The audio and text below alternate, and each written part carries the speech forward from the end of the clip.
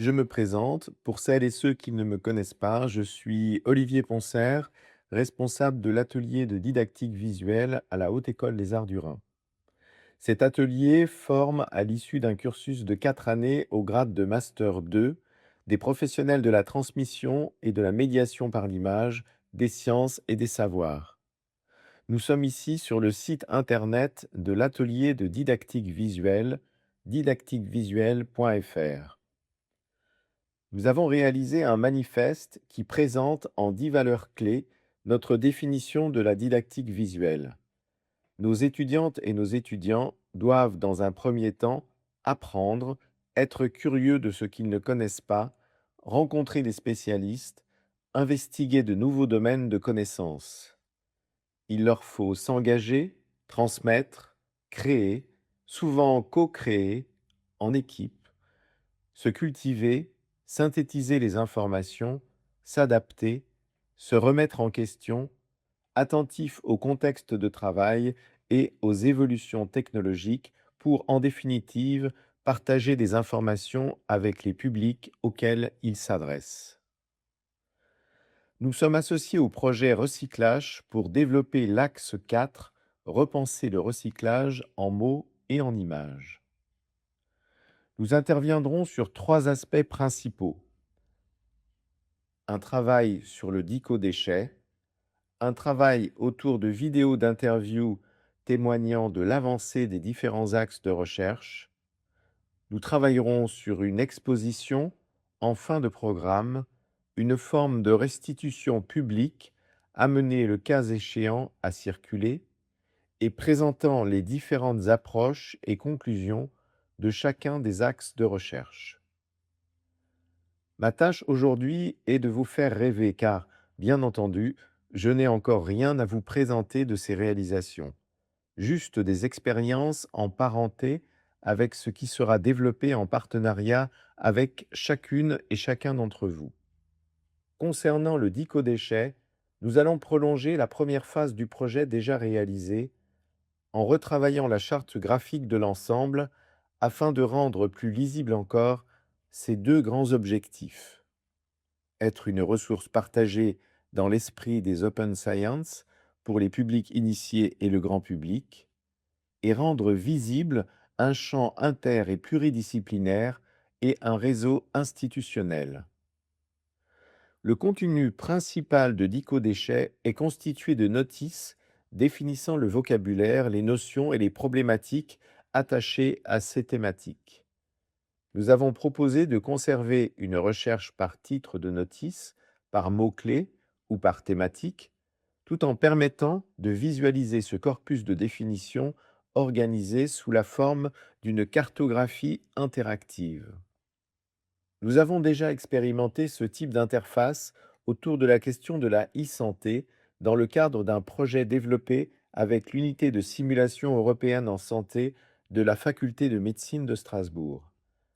Cette rubrique du site cap-isanté.fr, CapCarto, est une cartographie interactive qui offre une vision globale de la e-santé.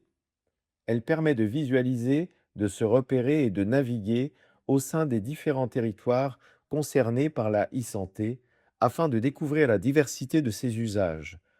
En zoomant et en se déplaçant dans la carte par drag and drop, on peut explorer les domaines répertoriés, les rubriques et les sous-rubriques qu'ils recouvrent et découvrir des entretiens vidéo avec des acteurs de la santé qui témoignent de leurs pratiques et les illustrent.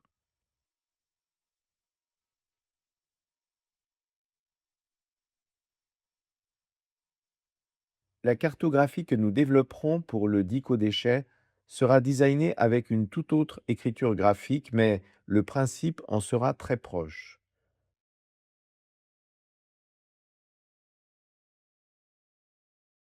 Pour le site internet cap-isanté.fr, nous avons également un lexique aux fonctionnalités plus simples que le dico-déchet qui permet de retrouver les définitions des termes de la cartographie.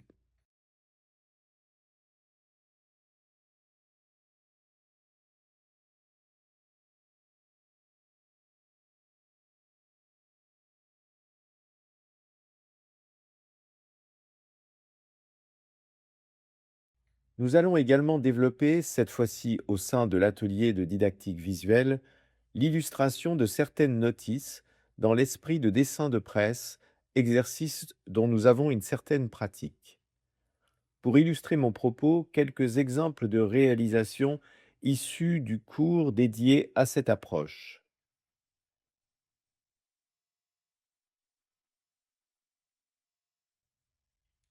ou encore d'illustrations potentiellement animées, puisque ces dernières seront diffusées en ligne, comme lors d'une précédente collaboration avec le Master Sciences et Société de l'Université de Strasbourg.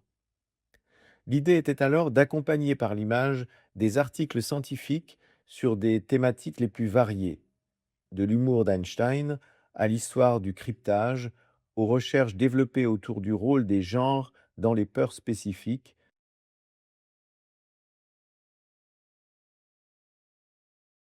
ou encore de la migration des prix Nobel de physique.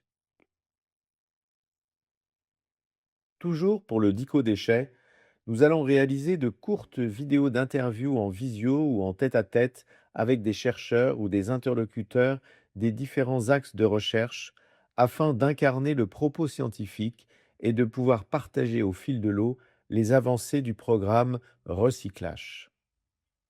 Enfin, le dernier point que je souhaiterais aborder dans cette présentation, c'est la perspective d'une exposition encadrée par toute l'équipe de l'atelier de didactique visuelle de l'AIR à l'horizon 2028, qui conclura le programme Recyclage.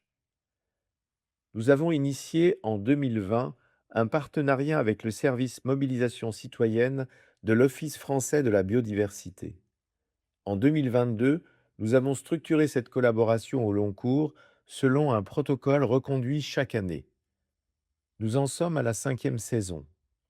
Dans un premier temps, nous organisons une journée d'études sur une problématique touchant à un aspect de la préservation de la biodiversité afin d'acculturer les étudiantes et les étudiants à des approches qu'ils ne connaissent pas forcément et qu'elles et ils puissent, dans un second temps, réaliser une exposition collective et éphémère, itinérante le cas échéant, dans l'espace public, que nous avons baptisé Grandeur Nature. Nous associons chacune de ces expositions à un site internet dédié qui documente, complète et prolonge les dispositifs réalisés. Dans le cadre du projet Recyclage, l'idée serait de la même façon de partager ce qui a été développé durant les 2 premières années du programme. Chacune et chacun des étudiants de l'atelier de didactique visuelle s'emparera d'une problématique afin de réaliser un dispositif qui l'illustre, comme un geste artistique, un coup de poing, un point d'interrogation, une interpellation ou une explication. La visualisation de données, la physicalisation de données chiffrées souvent abstraites. Afin de rendre cela plus concret, je vais vous montrer quelques-uns des dispositifs qui ont été réalisés. En 2023, ce premier travail autour des herbes dites mauvaises que l'on retrouve dans l'espace urbain, avec l'édition d'un guide d'identification qui a fait l'objet de plusieurs ateliers avec des publics scolaires, ou encore ces autres dispositifs au sein du parc du Heiritz qui habillaient les tuteurs des arbres pour faire le parallèle entre la présence de certaines fleurs et celle de certains papillons lors de la restauration d'un espace naturel au sein de la ville.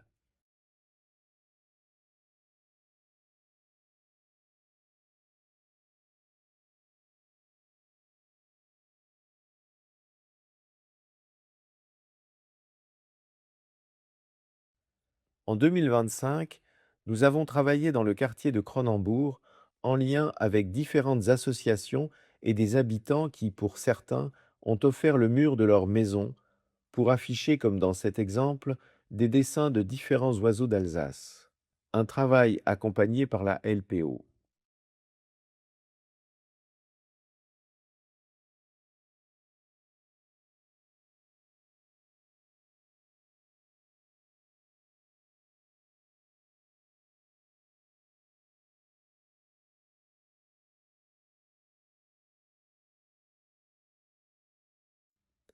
Sur le site internet, on peut retrouver l'ensemble des espèces représentées et une restitution de l'atelier de dessin fait avec la population locale.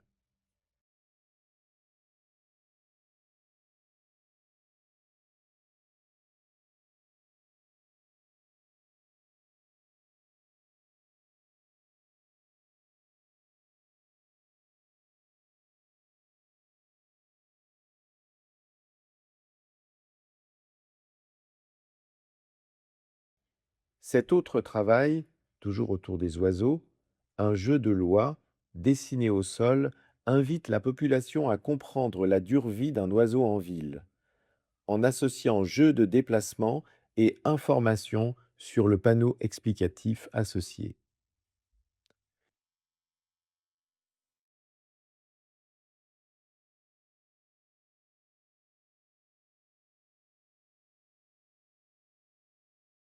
Et ce dernier exemple, devant la brasserie Le Lab, des grandes bâches illustrées, accrochées à la houblonnière, permettaient d'observer certains oiseaux présents en ville.